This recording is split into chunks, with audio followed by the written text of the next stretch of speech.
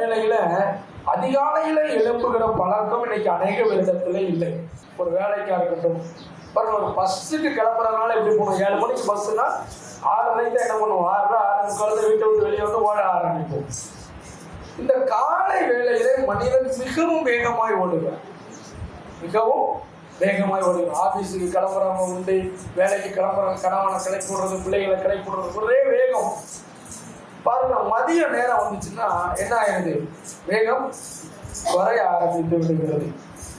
சரி, மதிய நேரம் வேகம் குறைஞ்சு ரொம்ப சாயங்கால நேரத்தில் இந்த வேலை எப்படியாவது அப்படி விதமா, ஏன்னா ஆபீஸுக்கு போயிட்டு கணவன், வேலைக்கு போயிட்டு கணவன் வீட்டுக்கு வருவாரு, எதையாட்டி செய்யணும் அப்படின்னு வேலை என்ன பண்ணுறது, கொஞ்சம் வேகமா அதிகரிக்கும், வேகமா ஓட ஆரம்பிப்போம். டீ போடுறது இருந்து எல்லாமே நடக்கும்.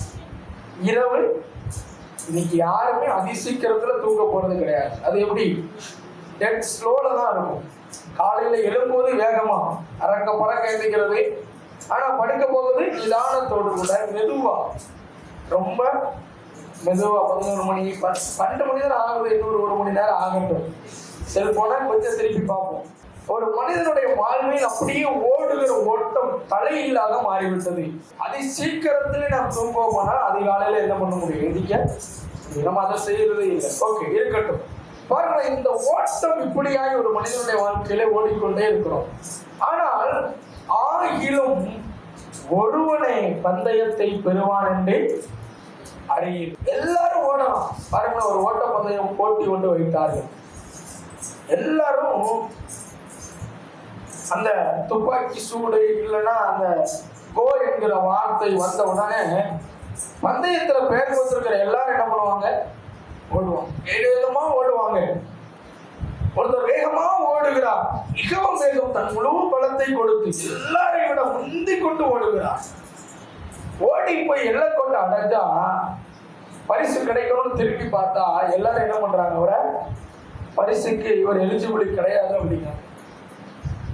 உடனே என்ன நடந்ததுன்னு இந்த ஓடுகிற மனிதன் திரும்பி பார்த்தா இவருக்கு 1ஆம் நம்பர் ஓடுபாதை கொடுத்துருக்காங்க, நம்மளால 11ஆவது நம்பர் ஓடுபாதையில ஓடிக்கிட்டு இருக்காரு. இல்லையா, சத்தமா சொல்லுங்களேன்.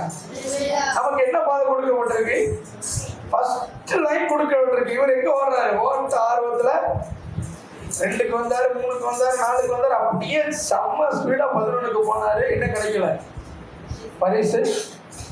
நியமிக்கப்பட்ட பாதை, நமக்குன்னு ஒரு வாழ்க்கை நியமிக்கப்பட்டிருக்கு. தேவன் நம்ம ஒரு நியமனமான பாதையில, பாருங்க, திருமணமான சொல்றோம், யார் நீ என்ன பண்ண முடியாது சொல்லுவாங்க, திருமணம் ஆயிட்டா என்ன காட்டி காலு ஏன் உன் இஷ்டப்படி எங்க ஓட முடியாது. நியமனம் ஒன்று இருக்கிறது.